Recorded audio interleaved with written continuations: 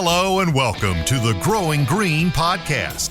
Your host, Jeremiah Jennings, is the owner of Growing Green Landscapes in Birmingham, Alabama, and has a passion for growing the entrepreneurship community for those who are young in business. Being a business owner isn't easy, especially in the early years, and that's why in this show we dive into a wide range of topics covering all the challenges small business owners deal with.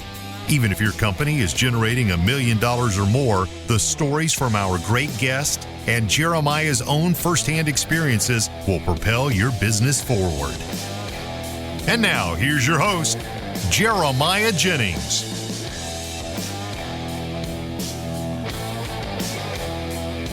Did you officially start? I started cleaning last week. So what's it? Maybe week before last. I don't remember. No, I think it was last week. Yeah, like last Tuesday or Wednesday, I started cleaning. So I got the trailer back a week before that and finished everything up on it. So it was pretty much just finishing some final plumbing, getting the transfer tank and all that stuff set up. But yeah, so we've been rock and roll ever since then. Nice. Now, remind me, are you advertising to your current client base? Is that where your starting point is? I honestly haven't yet. I still need to send out. I still need to send out an email to all of them, which is kind of a good thing. I'm kind of happy about that because we're still getting customers, and I haven't even reached out to the clients that I have. So that probably need to do that today or tomorrow, honestly. But we've cleaned probably, I don't know, 20, 25 cans. Well, no, 20, 25 customers, probably 30, 40 cans by now. Right. Yeah. I mean, I have, do you guys have recycling? Yes, we do. Yeah. Okay.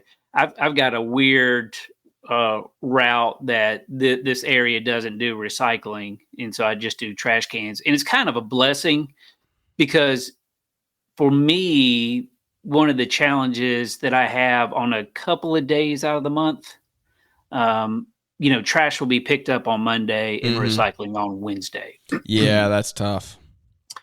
And, if it was like trash on Monday, recycling on Tuesday, that makes it better for the customer because they're more likely to keep the trash can empty. Yeah. For that one day. Are you just doing, let's see, so are you doing next day on Wednesday are you making 2 trips? I'm making 2 trips. Yeah. And I'm fortunate in one situation where it's the same route, basically, because of the area. Part of the area trash is on Monday, and then the other side of the area is on Wednesday. Okay. So I have to go through that first couple of neighborhoods to get to the trash cans. Yeah. And so on the way back, I clean the recycling bins. Okay, that's good. At least you don't have to go too far out of the way. Yep, I'm fortunate. I was looking at the route. I actually run that route next week, and I was looking at it, and it pretty darn impressive what I've done over the past couple years as far as route density. I can't believe that if you actually take the time and look at your maps and understand where your customers are that you want to service, that you can really build out the route density. And both of those routes, that Monday and that Wednesday route, are building up nicely. Yeah. So, yeah, route density is definitely something that it's going to be something that we have to work with and kind of figure out as we go because I want to scale this business more so than the landscape company.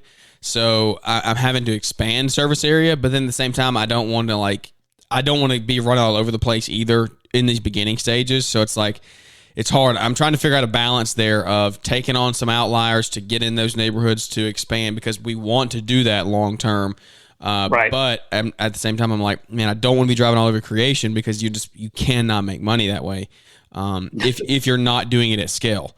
So that's kind of something that we're going to work through, be dealing with as we move forward. But dude, we'll just rock and roll and keep on going with it. I already hit record, so we're rocking and rolling. Tell us a little bit about what you got going on. Introduce yourself. We're 5 minutes in and no one knows who you are. So, tell us what's going on, buddy. Yeah, well, appreciate you for having me. I'm glad that we get to connect and chat, especially now that you're in the trash can cleaning business. My name's Chris Gentry. I'm owner of Happy Cans and founder of My Service Area out of here in Charleston, South Carolina. Okay, I never put that together. I did not know you were in South Carolina. I don't know why I thought you were up north somewhere. I never connected the dots on that. Okay. No. So you're not even that far then. What is that, like 8 hours, 8 hours?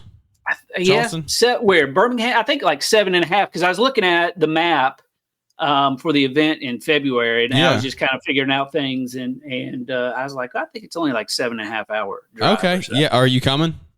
I think so. Okay. Yep. Cool, man. I think so. That's awesome. One way or the other, I think I'll be there. Okay. Good deal.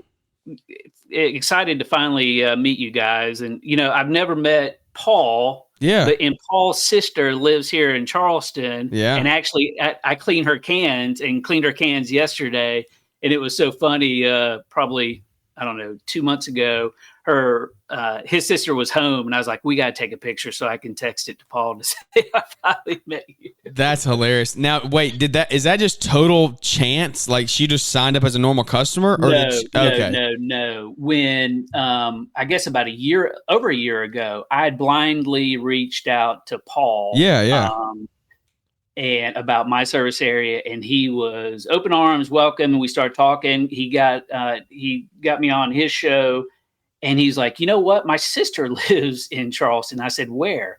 And he told me, and I was like, you're not going to believe this. As a crow flies, I probably live 2 miles away from her. Whoa, that's crazy. Yeah.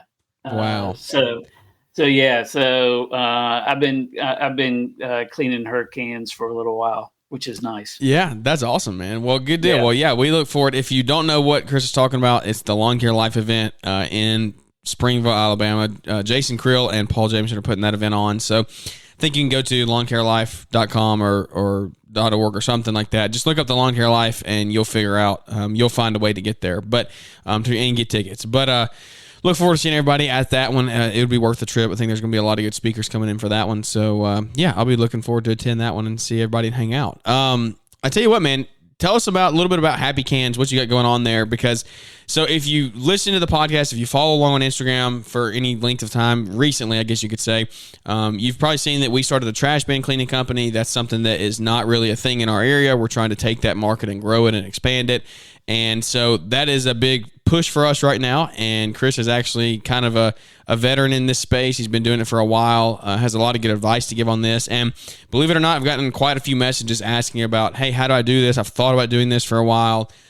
So I figured, hey, let's have Chris on. Let's tell a little bit about your story, some good, some bad, the do's, the don'ts, about the trash bin cleaning companies, because that is it's an industry that's growing. It's growing very rapidly, actually. If you're in any of these Facebook forums, which I know you are, you probably see every day there's people, I want to get started. And so it's a common thing, but how do people actually get started? And then let's just kind of chat back and forth on what we're doing and things like that. Sure. So my story is a little unique. I bought into the business, or I bought a business here in Charleston. And so when I bought it, it had about 250 customers, and now I kind of hover around 600. And that's, monthly, quarterly.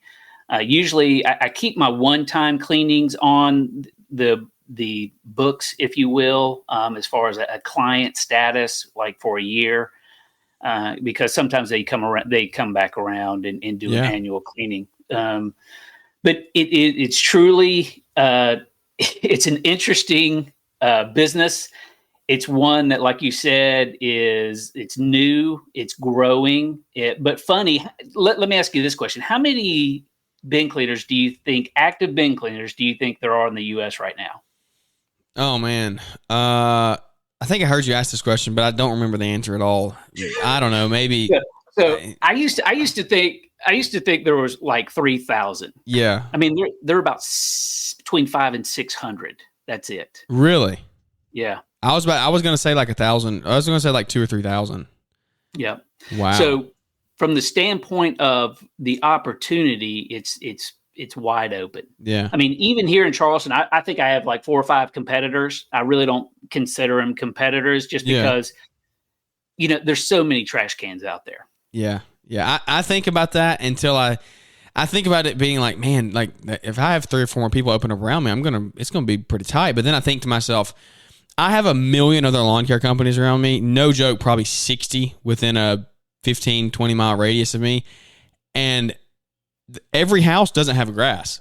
But I assure you, every house has a trash can. Like, it's so when you think about it that way, it's like, well, we could probably make this work. But, okay, so I want to get more into the story of the purchase and all that. But let's hop straight into something here that I think we can bring some value earlier on in the show is a value add.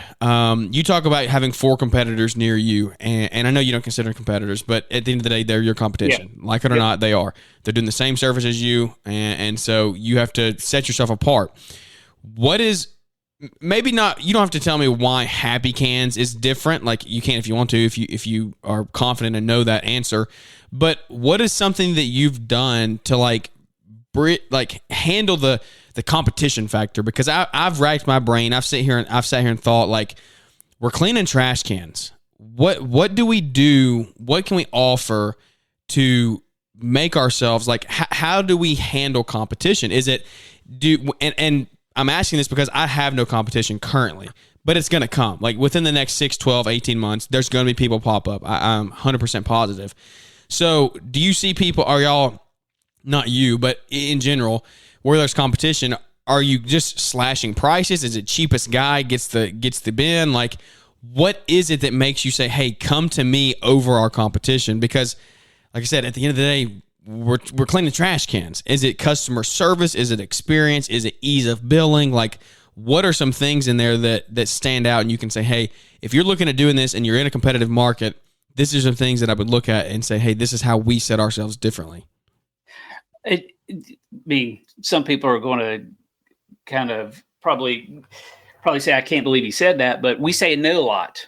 When I bought this business, these guys were yes guys. They said yes to everybody, no matter how far away or what the job was. And I don't run the business that way. I say no more than I say yes. And I think what is unique about my situation is that Happy Cans has been around forever. And so the name dominance is there. And the reputation that Kyle and the other Chris that they built for the business is there. And, I have shrunk my service area 3 times, I think. And so now I'm just really laser focused on certain areas. And so I end up saying no a lot. And I don't do commercial properties as far as restaurants. I do residential, and that's what I focus on. And it is, if I look at my numbers, in MSA, there are times that I have more out of area inquiries than I do in area inquiries. So that's, so you're saying no a lot then. Yep, I am. But I'm an owner operator. I think that if I came in and probably added another truck, I can look at my map and know exactly where to go because I've got the level of interest there. Yeah. But my competition, here's a good example of one of my competitors that went out of business. We worked very well together because she would travel further than I would, and I would give her all those leads. She's out of business because she was a yes person and said yes too much and realized that finally that she was, traveling 50, 60, 75 miles a day, not knowing your numbers. That's another thing that's big. You guys preach it a lot in the lawn care, and it needs to be talked about more in the trash can cleaning world about knowing your numbers, because a lot of these guys get in this business and they go to websites and they say, oh, he's charging $15. That's what I'll charge. Because they're scared to charge a higher price because it's a new business. It's a luxury service. It's not a need, so that's where you need to know your numbers. You need to know who your target market is and where those people are that have the money to buy this type of service. Because whether the economy's up or the economy's down, these people are always going to have the money for this type of home service. And that's where you need to focus. And I think some of my competitors they just say yes to everybody, and I don't. Mm-hmm. And when you say no, it's almost like, I heard this analogy the other day, which is a good one. You know that girl that thinks she's beautiful and all that, and you say no to her. Mm-hmm. Well, she just wants you that much more because you turned her down. Yeah. So I kind of related to that, and just being laser focused, just understanding your territory, understanding your margins, and really taking the time to put in the work before you open this type of business. And so from another point, customer service, because I am so concentrated, when, somebody calls for a one-time cleaning, I try to fit them in as quickly as possible. Now, this summer was a little bit different, where I was a week out. So if somebody called on a Monday, I wouldn't be able to get there until, next Tuesday. And that was just because of the workload that I was doing, and I'm a solo operator. Mm-hmm. But, I try to provide the best customer service I can. I know I can't please everyone. I think that's just life. And I think you understand that as well, being in the home service world and with your lawn care. But the good communication. Is this something that you've seen? So people, like, typically when you're doing lawn care, you like the recurring revenue. Like that's something you like. That's a benefit of it. In this business, have you seen, is it a seasonal business? Is it pretty much year round? Like when you sign up a monthly customer, do they typically stay year round? Do you go January, February, March, April? Like, do you go in the winter time? Or do you ever have people give you pushback? Like, hey, I want to stop and restart in the spring. What is that? Is this like even quarterly signups, like if their quarter falls in the middle of January, and are they still good for you to go most of the time? Yeah, where we're located, we run year round. Okay. And so, but you do have those handful of customers that say, hey, pause the service, start again in March. On the flip side of that, I have some extremely wealthy customers that have homes, downtown Charleston, where they leave Charleston for the summer. They go up north. Oh, wow.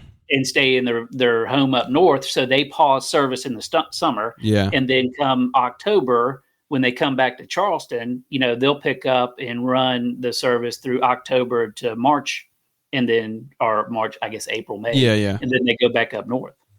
Okay. Yeah.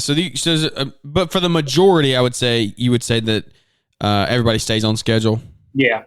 Okay. Yeah. That's awesome. That's something I looked at when I did start this. I was like, man, I want to see, like, I want something that is not so seasonal. Like seasonal, I know that's going to, sometimes things will change. There'll be people that want to cancel or pause, but I want something that doesn't harsh cut off in November and then doesn't pick up until March or April again. So that's good to hear.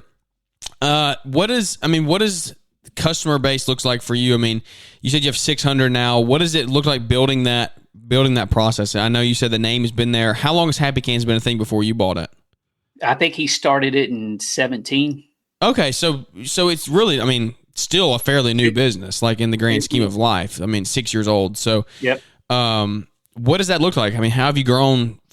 Have you doubled your business in the last couple of years? One note. Let me make a comment back to the other topic about the pausing. So we have a lot of MSA customers up north that will shut down after Thanksgiving. Correct, and because it's so cold up there. Yep, they'll just pause service and then restart it up in March, and they plan for that, and so that's how they get through. But so my growth strategy has always been in the neighborhoods where I had 5-10 customers. Yeah, is to find the champion there, build that relationship with the champion, and ask them to be your marketing tool, mm-hmm. and give them a free cleaning, give them a discount, what have you. And so what I'd ask them to do is say, hey, listen, I don't have access to your private neighborhood Facebook group. Can you make a post? Well, and some of them would say, what do you want me to say? I say, I'll send you an email with 1 or 2 sentences, and you just copy that and post it. And so I have done that, and that has truly been the number one driver. Well, except for seeing the truck, because the truck's a moving billboard too. I think the truck and probably that tactic are the two things that drive business for me. And what kind of truck are you running? It's a Chevy 2500, and then I pull a trailer. Okay, so you got a trailer set. What is it, like a SB1 or something? It's like a no. It's a homemade unit. Homemade? That Okay, I'm actually cool. I'm actually working on designing my upgrade, because I want to move everything into the truck. I don't know if you've ever been to Charleston, but it's not tight. fun I know that. Yeah, servicing downtown Charleston. Yeah, with a trailer. Yeah, I believe it. That's awesome, man. Well, that's good to hear that it's homemade. I want to see some pictures of it or something, because that's what we did with ours. Was we kind of homemade. We got with a custom welder near us and kind of drew something up and did ours homemade as well. So, hey, it cleans the cans the same way that a big one does. So, and that I was going to make that point earlier when you were talking about what sets you apart from the competition. At the end of the day, all these people just care about one thing: getting the trash can clean. Correct. And they do not care how it gets done. And having having a great customer experience. So that's the thing. Like, you want to have it. You want to make this thing as easy. And this has been my. Tell me if this is something that you've done. What you would change if anything here. Like, my take going in has been, I want this to be the most hands-off, hands-on business there is, because like we're cleaning the cans. Like, the cans have to be clean. That's hands-on. But as far as like billing and things, like I want to have a CRM set up. I want to have customer info in there. When I mark that job as completed, the invoice the invoice doesn't even get sent. The card on file gets charged.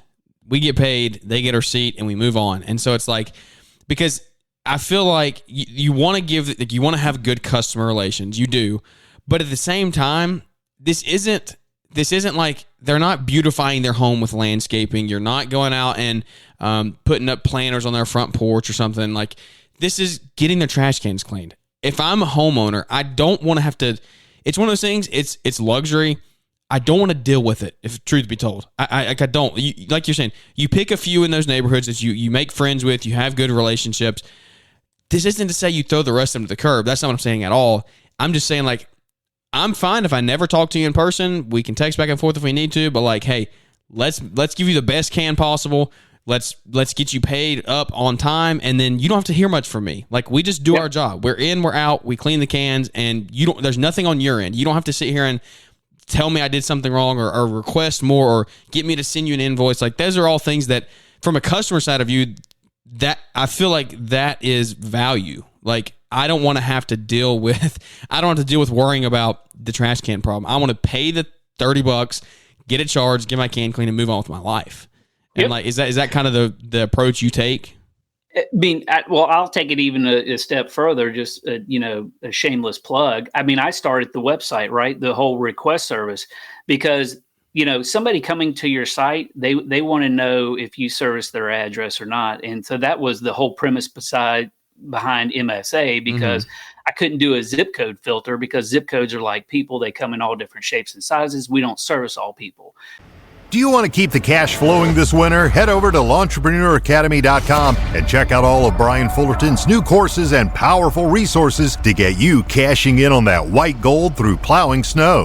The snow plowing training course is easy to understand, and you'll learn what it takes to do the job effectively and how to bid, price, and estimate snow plowing for both residential and commercial properties. LawnEntrepreneurAcademy.com has 3 new resources to take the hassle and guesswork out of securing your snow removal jobs. Plus, there's eye-catching marketing materials that can help you secure new clients quickly.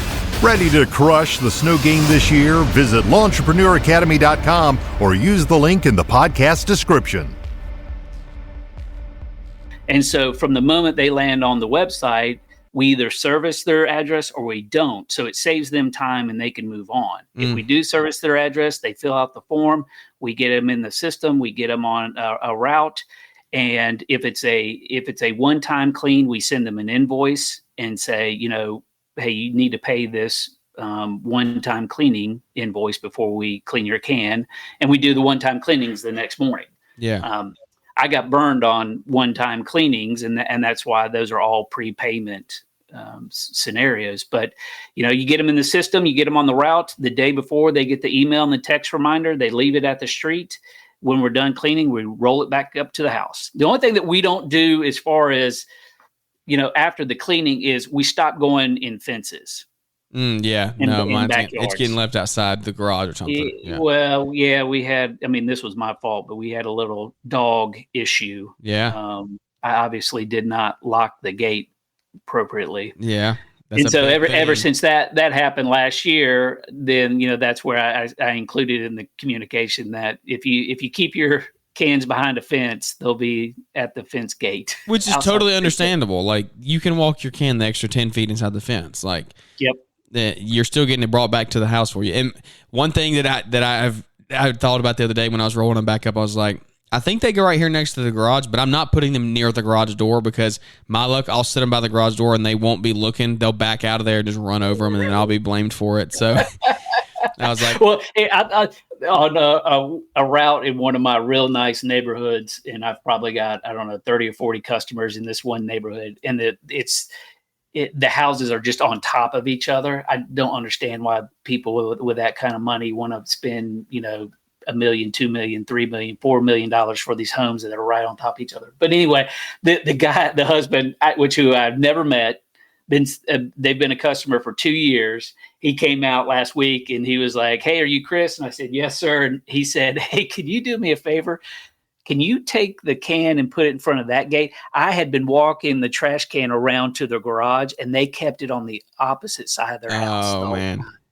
So I said, "I'm sorry." I said, "You didn't want those extra steps every afternoon?" He said, "No." So he was having to walk it. You were walking all the way around, and then he was having to walk it all the way back around. So yeah. So where I thought I was doing the right thing, obviously I wasn't doing the right thing. But, that's funny. That's part of the process of what we offer. There are can cleaner business where it's an add-on to walk the can back to the house. Yeah. I have. I would be lying if I said I haven't thought about that. Adding on like a premium version of that type of legit luxury, like dry everything out. You get extra sanitate, extra smell good, extra curb. I mean, I don't know. We'll see how the business develops, but those are all things to consider. Let me share two things that have really been asked about my business this year is bi-weekly service. Mm-hmm. So twice a month. They want it. Thing is people want that can valet.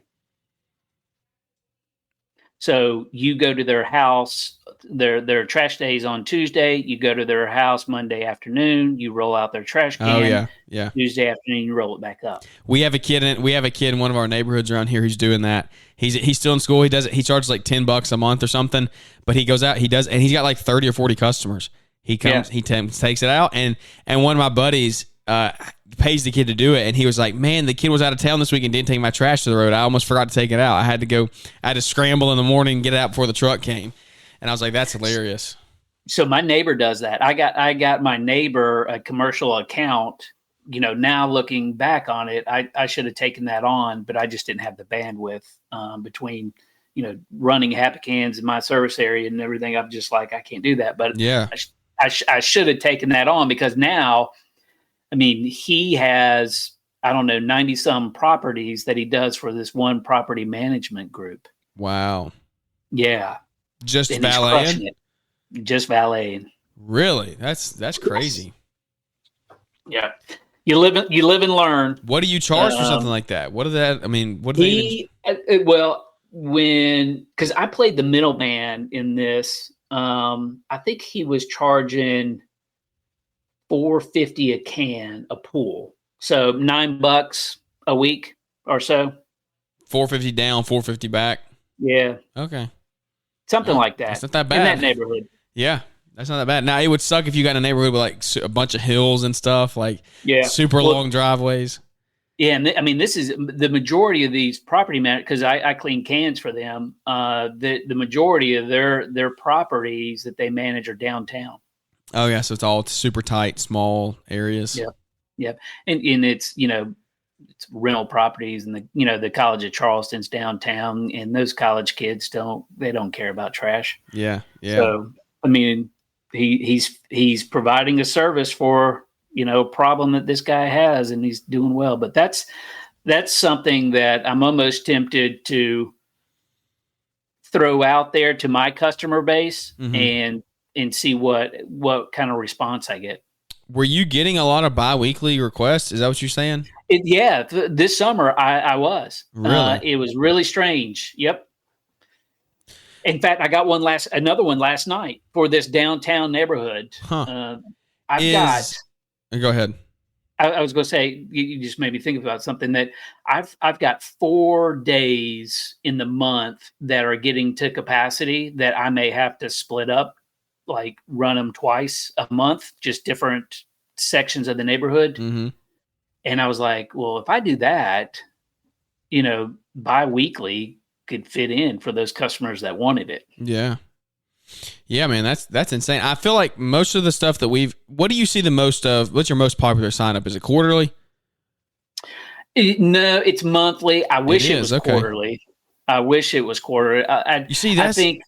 That's what my thought process is we're going in, we've gotten like 3 monthlies, I think, but the majority of ours have been quarterly. And I'm like, I think that I like this better. It's not as frequently recurring revenue, but I don't know. I think for scheduling purposes, quarterly is like a gold mine. They're not going to get so bad that it's an annual clean, but like you just have to build a very large customer list to keep up with it. But, right. But I think that's the way to go. Right? Yeah, I think profit margins are way higher. Yep. Exactly. So I'm still figuring it all out, but I'm like, the more that I see that, originally I was like monthly. And now I'm like, I don't know. Quarterly sounds pretty good. I can be in and out and not that much time difference and make significantly more money. Yeah, I'll tell you what. Something I'm working on. I'm mapping this out right now. Is that one of the features with MSA? Depending on an address, you can build these zones or territories in MSA.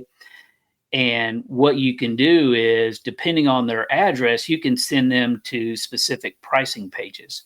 So what I'm mapping out is that I'm going to remove the pricing from my website and start off by, hey, check your address first and request service or view pricing. And depending on what zone they fall in, I'm going to send them to a specific pricing page.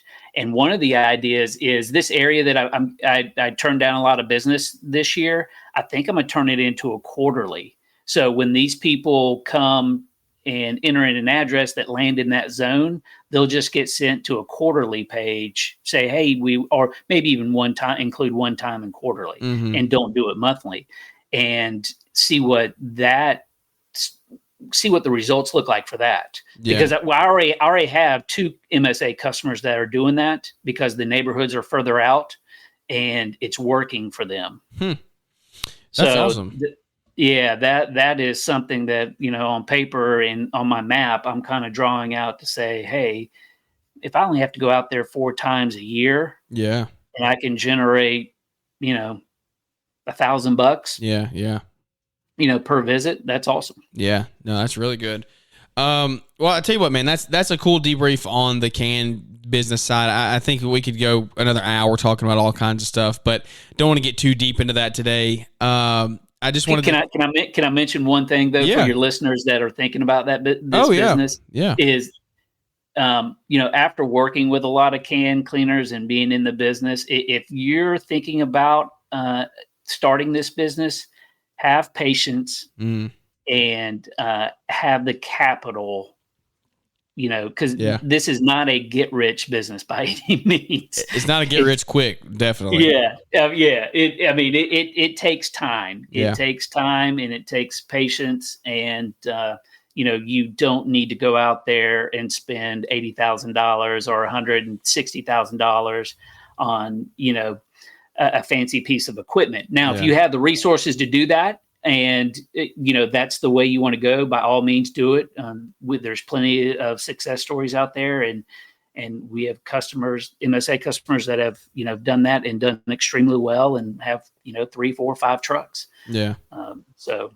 But that's very good. Number one thing. That's very good. If you're going to spend that kind of money, then you better have that kind of money to spend on marketing and advertising, and actually, here's what I found, and actually bringing on customers, because the shiny things are good, but if they're not cleaning cans, then you're not making any money. So exactly. Well, dude, you said MSA quite a few times through this interview and conversation. What is MSA? What have you got going there? Tell everybody what that is in case they haven't heard of it. So MSA is my service area. It's a tool that I built for Happy Cans to help me build profitable service areas.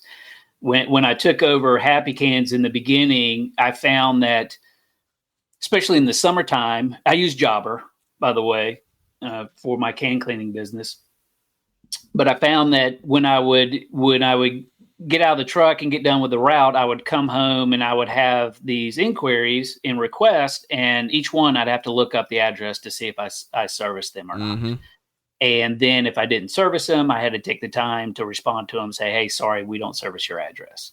And so it was just a time killer and completely inefficient. And that's when I started looking around and asking the other, can cleaners, hey, what are you guys using to build profitable service areas and filter these requests? And, people were like, well, use a zip code filter. And like I said, earlier, that wasn't going to work for me because there are pockets of zip codes that I service and not the whole one, because they're all, they're huge. Some of them are real small, some of them are real big. Yeah. And not all of them are your target market. And so that's where MSA was born, to be a customer service tool and save you time and potentially money, because one thing that's different from the lawn care to the can cleaning world is a lot of these can cleaners, you can buy the service online. Yeah.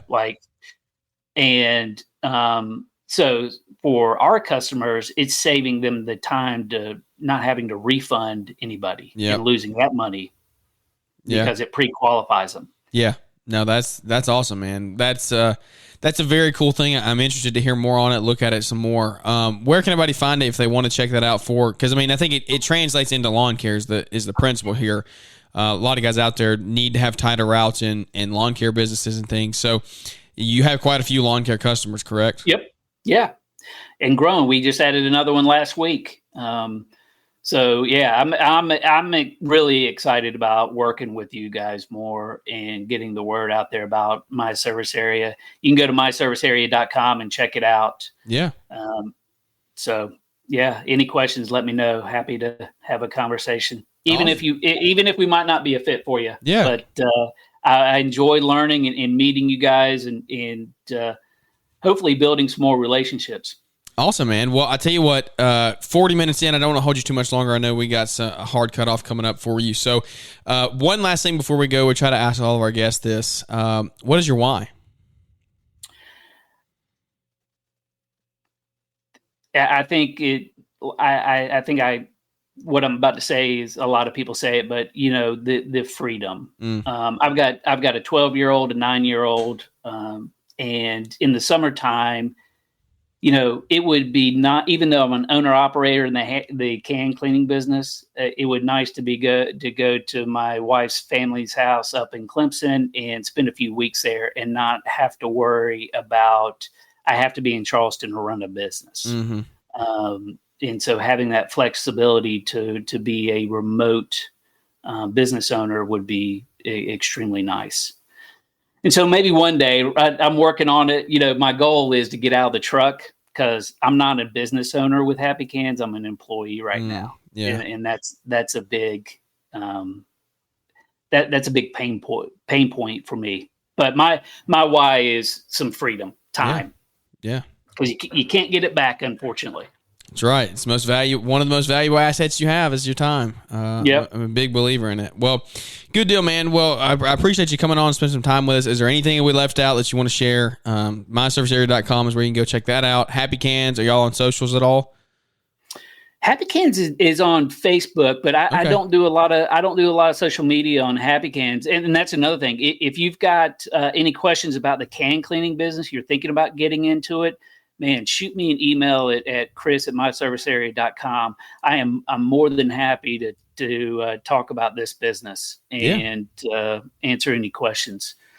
Awesome, man. Well, I appreciate your time today, buddy. I hope you have a good rest of the day. Guys, thank you so much for tuning in and spending some time with us on this Friday. Hope y'all had a good week so far. We got a lot of stuff coming out here in the future. We had our first roundtable actually sold out in like 30 minutes, and so we're going to be adding one of those in here probably the following week. So if you missed that on Instagram, then go check that out. We'll be opening that back up for signups pretty soon. So that's a really cool thing we got going on there. Just check out Instagram. You'll see a little bit more of a longer description on what we have going on there for our roundtable. But excited to get that up and rolling and get people in here just growing their businesses, guys. I love it. I love being able to be a voice, be someone to turn to, and I turn to you guys. That's the thing. Like, I turn to guys like Chris and all you out there listening that I can receive help from for my business. So I really appreciate everybody tuning in and following with us. Thanks to Entrepreneur Academy for sponsoring the show today. It means the world that Brian believes in us and partners with us here, and we believe in everything he's got going on over there, because the resources, the contracts, everything you can download literally has the potential to change your business if you actually take and implement it. So take those things, put them into practice, and hopefully we'll see everybody at Entrepreneur Academy Live in Novi in November. So thanks for tuning in today, guys. I hope you enjoyed it, and we look forward to catching up with everybody here on the next episode. This is your invitation to Entrepreneur Academy Live 2023 in Novi, Michigan, Saturday, November 11th. The lineup is power-packed. You won't want to miss it. Learn from incredible speakers like Leroy Maines, Keith Kalfas, Caleb and Brittany Allman, Sam Gimble, Weston Zimmerman, and Jeff Joyner, just to name a few. Tickets are on sale now at the early bird registration price of $197. And hurry, because seating is limited to just 300. Now through August 31st, purchase the whole ball of wax and receive a free ticket to LAL 2023, a $200 value. Once you purchase your ticket, you'll be added to our private Facebook group, where you can network with other attendees, get access to the discounted hotel room block, and get the inside scoop for the Friday night party, brought to you by Kohler. Thank you to this year's sponsors: Xmark, Sure Track Trailers, Yard Book, and Boss Snowplow for helping to bring this incredible event to life. We can't wait to see you November 11th, Novi, Michigan, at L'Entrepreneur Academy Live 2023. Get your ticket today at l'entrepreneuracademy.com or use the link in the podcast description. L'Entrepreneur Academy Live.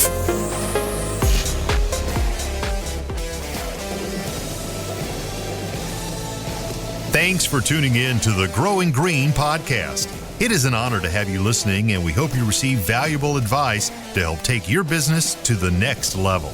Don't forget to follow the podcast so you'll be notified when our next episode drops.